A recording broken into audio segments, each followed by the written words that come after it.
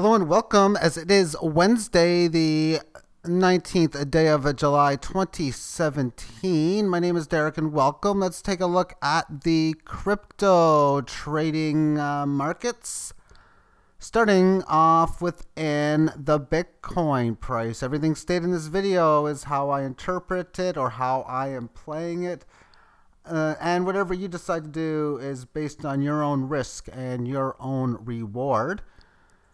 And it had two spectacular up days, meanwhile occurring within a declining 18 average, and price action getting up to the 18 average of highs so far. That's as far as it has gotten, with today being a very small sell-off, falling $140 from the 2400 high. Small sell-off, that is. And that would be about 6%. And that's, of course, again, just noting that there are bigger moves. But as far as technical analysis is concerned, it's pretty remarkable. After a three decent down day in a row session, to have two sessions after that to come up to this point. So that in itself is great. So the fact that it sold off like that, that's not an area for concern, because this is now set up what is most likely going to play out to another significant leg lower, or oh boy, this breakout could be fantastic. Now here's why. The levels of higher lows were numerous on the way up and continuing within here, which was an obvious higher low. It made them along the way, but in here it made finally a lower low rather than the higher one. The bigger levels worked out to the first one. So the fact that it had a significant break below this point and it recaptures it fast to the point where the bulls come in control, markets go higher. When you see a situation where you can draw a square like this, breaking key support, leaving that area fast, moving back to its old trading range, and thus you'd be seeing higher highs come in. That's the typical failed breakdown, fast move higher. Now that's, of course, how things would look on the upside. And when you talk about a fast move, you'd be at least talking a test of previous high, but even more realistic or probable that it would continue further to new highs, and that would probably work into the 4,000s area. But that will be future tense on that situation to come when it does. But for now, because of the declining situation, the declining average, if you see movement in here, because it had such a huge run so fast, that's basically saying, hey man, I want to switch this over to a bull market, and if you fail to do so after validating that's what you want to do, well, that ain't cool, baby. And that's why you get the bigger moves. Now, if we take a look at some Fibonacci, we're looking at the key high of about 2980 and the spring lows of a little under $900, which gives us what says 38.2 at 1413 after it came from the 1879. So it came from about here as the first one. That's pretty much a perfect fib hit. Problem about 14 and change, however, and here is it doesn't represent any significant area whatsoever. Usually they coincide together, but even more normal, not so much the first one at the 18 change, is that it pierces well below it. So if you're looking to play an exact number, knowing that the extra pierces come in, well, 23.6 would work out to 76.4 on the downside, and that would be 1185, which would be a little under this line in here. So I would consider if it's going to have any move, it would probably pierce in towards maybe these levels if and when the situation to occur of breaking down below this key support. Even though it falls below doesn't mean it's not going to do a situation where it might come down to, say, in here and still make the higher low to this point. So because it's had a big move, further sell-offs doesn't mean that, oh no, we're leaving the band. It's definitely going to be a bad sign. It very easily could, but it's got a long ways to go because of the 2-day rally to have A, a test of this level, and then B, that big move lower that I was just talking about, with, of course, the 1400 and the 1100-ish range being talked about. Let's switch this over to a shorter term time frame, with this being the 4-hour slot, and the rising 18 average in here after it broke well above it on the 17th in here. Small support test on the highs, and now a move bringing it down the 18 average of lows. A little bit of short-term up movement, but keyword is just a little bit. And we can see again as far as what's the next key low from this one going to be. Is it going to be where it's already been established in here? Maybe. But if it does break below this low, then, well, the key thing will be Fibonacci from this high and this low, 61.8%. So while we're at it, let's calculate it. And what I've come up with is the key numbers in at 2165. And after that, we're looking at 2031. But I'm also going to talk about this 2253 right now, which is a 23.6 correction, which is where it's been correcting at so far. Now it's a second attempt. But we'll look at 2165 and 2030. 2165, basically in this area here, they usually pierce extra, so you're talking about 2150.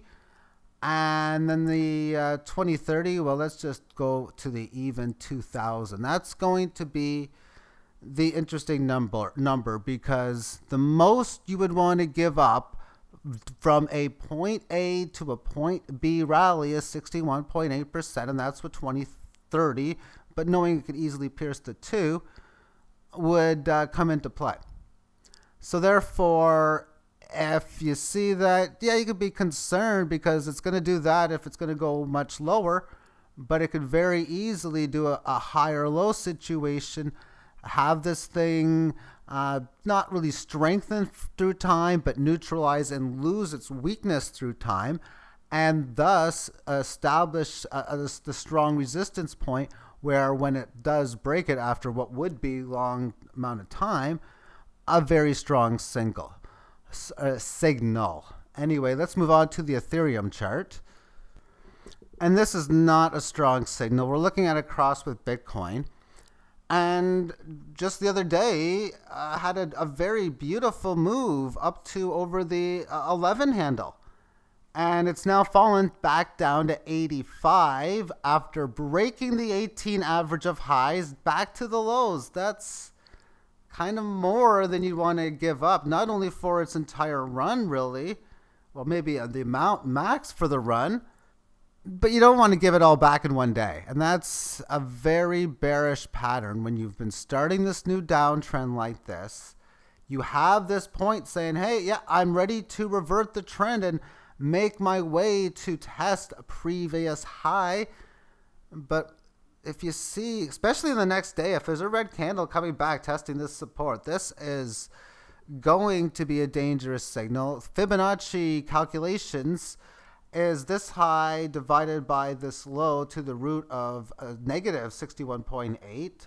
Multiply the low. I'll just give you the answer for that now, and it would be 574, and again that's based on this low and this high. The low is in at 0.074 and the high 0.1115.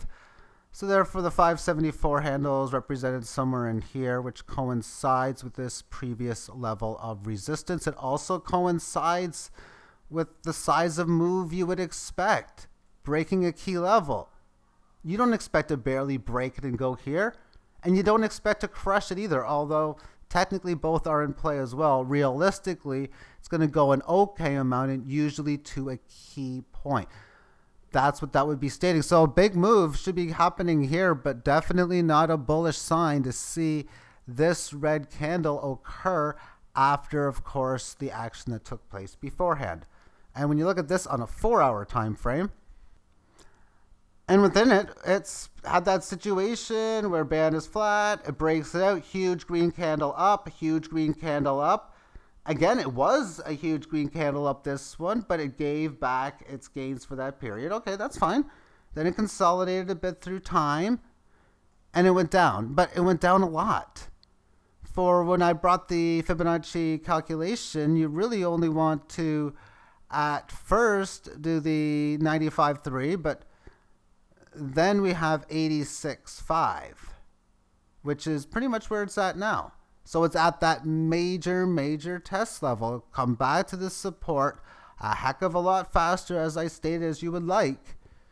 That if this thing doesn't hold and can't get above this 18 average of highs, I talk about that failed move situation. You're looking for a key break period and that that box shaped thing. And well, that's too big of a line, but let me just fix this here.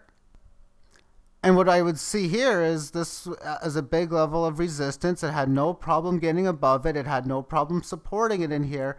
That you're drawing that square part here, that this does have the potential for failed breakout fast move to the downside.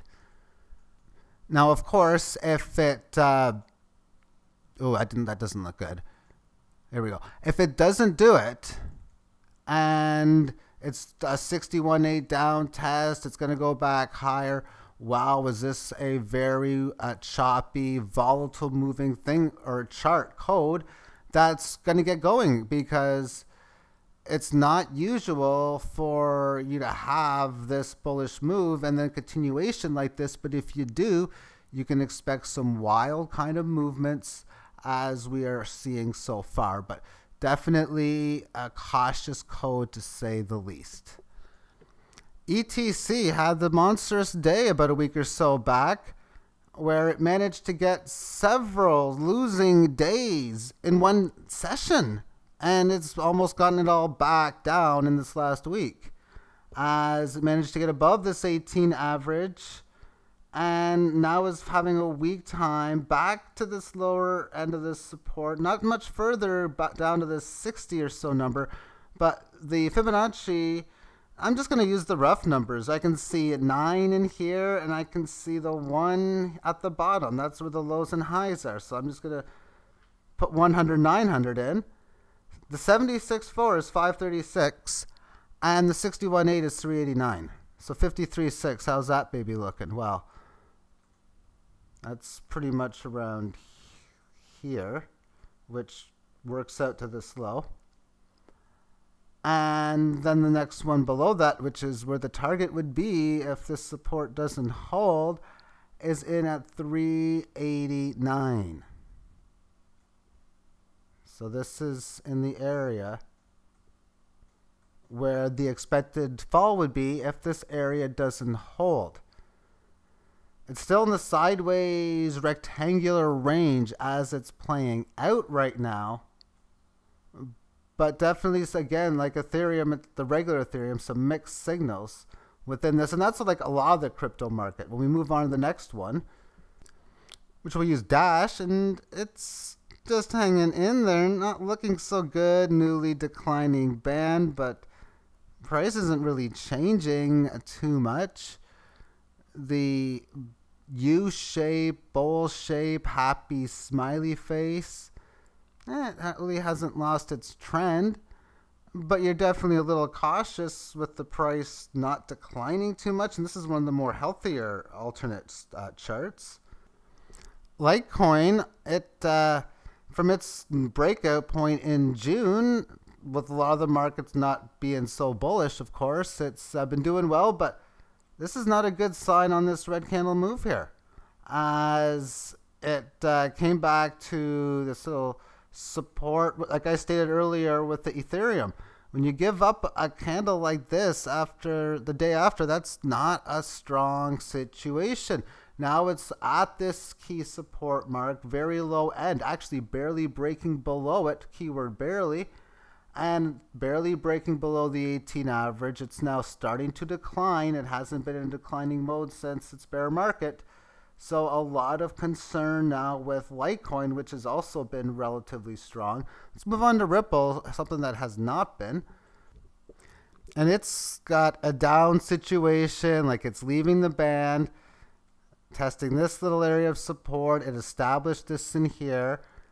And when we do some Fibonacci calculations in here, we can see what this high and this low will calculate, and the answer to this one is that of 46.29, coinciding with this high. It's not going to be where I'm buying, because I'm not buying it till it gets even closer to here. That's just me, though. Definitely a spot I would think it will be one of its target areas, of course, if this doesn't hold and the breakdown comes through. But after it had its last decent down move, you come up to the declining band. There's that big red candle day you don't like, because that's a bearish signal. 2 days of pause, or 2 days of resisting the 18 average, and then the session today breaking down below it to this low. Not a good signal, to say the least. And I want to finish this off within Maidsafe, which for a while has been very not so volatile, or not as volatile compared to the other ones, with a lot of choppy moves. And well, the choppiness, at least for a period, came down to a straight decline as it left the 18 average of lows from around the 17 and change handle and breaking below 10. So that's a very significant move in under 2 days' time. It's spent several days, including where it stands now, in this congestion period. It's corrected long enough through time where it has met up with this 18 average of lows, and with this decent amount of correction. This can mean two things on the bullish and the bearish side. The bearish side being, okay, you've come up to this resistance level. Now when you start to see this further momentum, if it comes with this red candle day, you're leaving the band, you've had this move, you could be set for another significant leg lower. And after that hefty decline, hey, the market's going to go up, it's going to go down, it's went down, it's corrected, build up that energy that it's needed, and it's ready to have decent moves up top. And maybe that's the case. Of course, I don't know. I'm always going to be looking for bullish signals above the 18 average, and I'll always be looking for it to sell or go to, or sell at is what I'll be looking to do, or go to different key periods like this one here, which was a key resistance point. And then further above that, this in here would likely be a key resistance point on the situation of it climbing up to the 18 handle. But again, looking at where it was to where it's going to go. And now here's another situation. Of course, I can't see data before here, but if you see this as a key low, obviously if you were looking to buy down here, you could have got cheaper. You're ahead right now. And oftentimes these moves that you're going to get can be very fast. And you only have so long if you're looking to buy on weakness just to pick away at a play that is both bullish and bearish, because this is what I talk about it. This is what a bearish rally would look like. You come up to here and you roll over. And bullishly, of course, if this is a key bottom, that's just a beautiful buying spot if you're still holding and the price, of course, does happen to keep rising, which does, of course, happen in these markets. So then, thank you for tuning into this 20-minute video, close to it. And I'll be back tomorrow morning with the 2.5 minute warning. Take care.